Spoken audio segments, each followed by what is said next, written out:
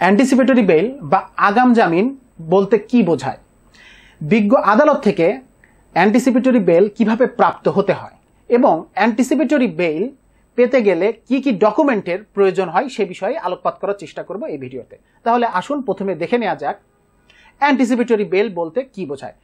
Anticipatory bail বা আগাম জামিন থেকেই বোঝা যাচ্ছে যে এটি হচ্ছে সেই ধরনের জামিন যখন আসামি গ্রেপ্তার হওয়ার পূর্বেই বিজ্ঞ আদালতে আত্মসমর্পণ পূর্বক জামিনের আবেদন করে জামিন প্রাপ্ত হয়, তখন সেটিকেই আগাম জামিন বলা হয়ে থাকে।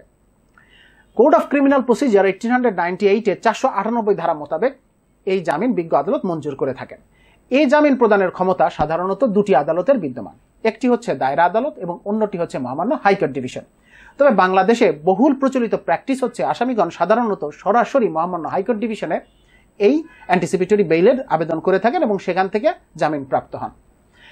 তাহলে আসুন এখন দেখে নেওয়া যাক যে এই আবেদনটি করার জন্য কোন কোন ডকুমেন্টের প্রয়োজন হয়। এই আবেদন করার ক্ষেত্রে আপনার কোনো সার্টিফাইড নকলের কোনো প্রয়োজন নেই।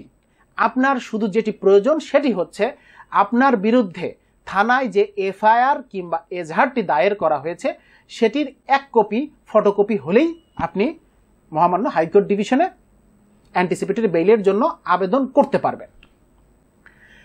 একটি জিনিস যেটি এই ভিডিওর মূল আলোচ্য বিষয় সেটি হচ্ছে যে এটি বলা যে আসামির আত্মসমর্পণ ব্যতীত মহামান্য হাইকোর্ট ডিভিশনের সম্মুখে কখনোই এই অ্যান্টিসিপেটরি বেইলের আবেদন করা যায় না।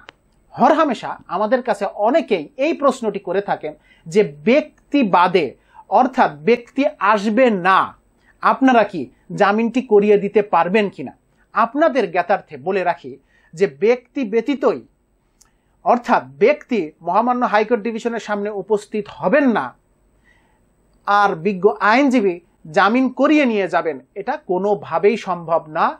এটা completely contrary to the act, অর্থাৎ এটি আইনের ব্যত্যয় ঘটাবে এবং এটা কোনোভাবেই সম্ভব না।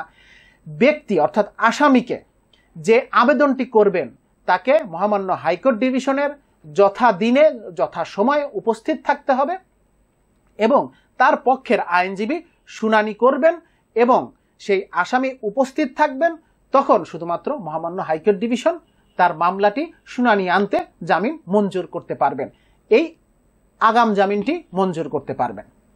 আশা করি বুঝতে পেরেছেন যে ব্যক্তি ব্যতীত কখনোই আগাম জামিন করা সম্ভব হয় না।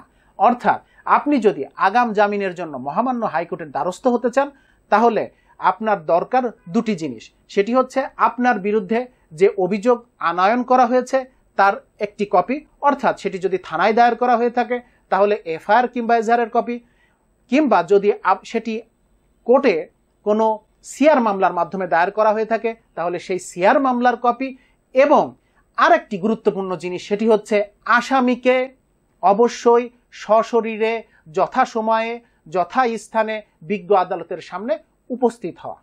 আশা করি বুঝতে পেরেছেন। এই ব্যাপারে যদি আরো কোনো কিছু জানার থাকে তাহলে অবশ্যই আমাদের কমেন্ট বক্সে কমেন্ট করবেন, আমরা সর্বোচ্চ চেষ্টা করব আপনাদের উত্তরটি প্রদান করার জন্য। ধন্যবাদ।